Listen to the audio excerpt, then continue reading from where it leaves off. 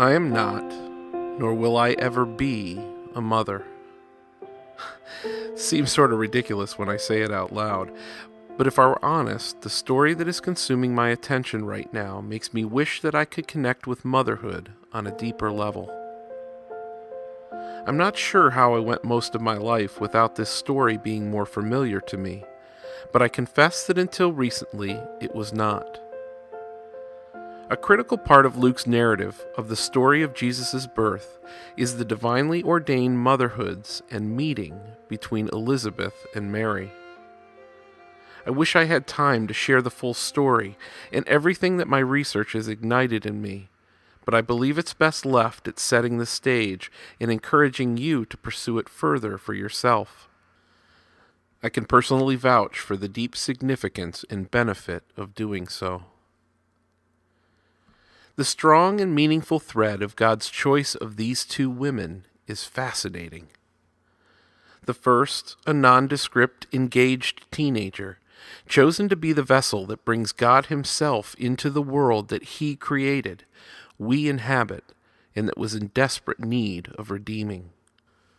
The other, a much older, distant cousin, who desperately wanted a child, but was well past childbearing age and questioning what she had done for God to have removed this blessing from her life. These were unlikely women who would soon step onto the stage as primary characters in the greatest story ever told.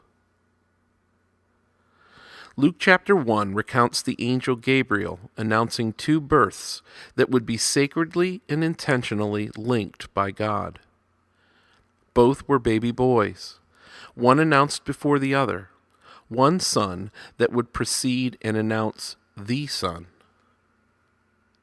Gabriel went first to Zechariah, Elizabeth's husband. Don't be afraid, Zechariah. God has heard your prayer. Your wife Elizabeth will give you a son, and you are to name him John. Luke 1:13. Unbelievable news. And the choice of that word unbelievable is intentional. You should read the full exchange between Zechariah and Gabriel in Luke 1 if you don't already know it. Elizabeth soon conceives, and the Bible says she hides herself away for the next 5 months. She rejoices because God has, in the words of Luke 1:25, taken away her disgrace. And oh, how He did, which she will soon discover. In the 6th month of Elizabeth's pregnancy, Gabriel visits Mary. Don't be afraid, Mary, he says, for you have found favor with God. You will conceive and give birth to a son, and you will name him Jesus. Mary responds with bewilderment, but how can this happen? Gabriel shares the details that must have sounded absolutely unbelievable to her, and then drops another announcement.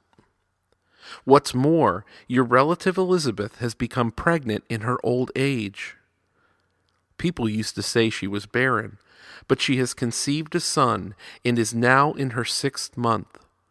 For nothing is impossible with God. Impossible most surely shifted in the heart and mind of the young girl that day.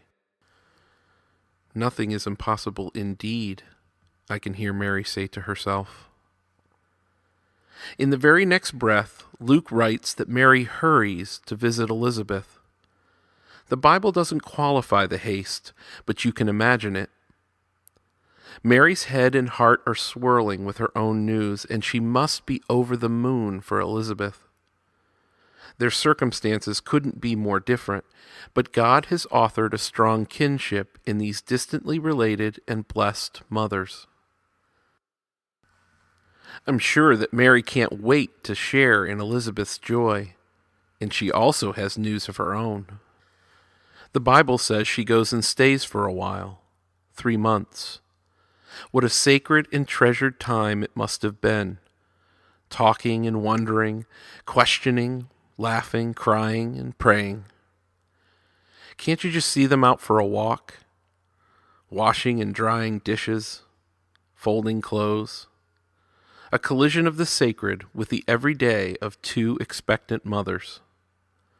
Two mothers dealing with the harsh realities of conceptions that were, at the very least, unconventional, and the very most, divine. On arriving, Mary speaks, and the Bible tells of the baby leaping inside Elizabeth.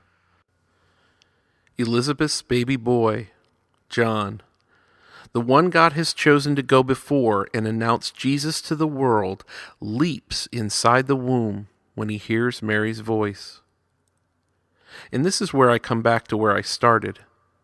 To experience in that moment a baby leaping inside of you at the sound of a specific voice. I've been a voice, and have seen my wife's stomach move and felt my sons push against her stomach when they heard my voice. But to feel it. Those of you who are blessed to be mothers yourself, can you identify with Elizabeth in that moment?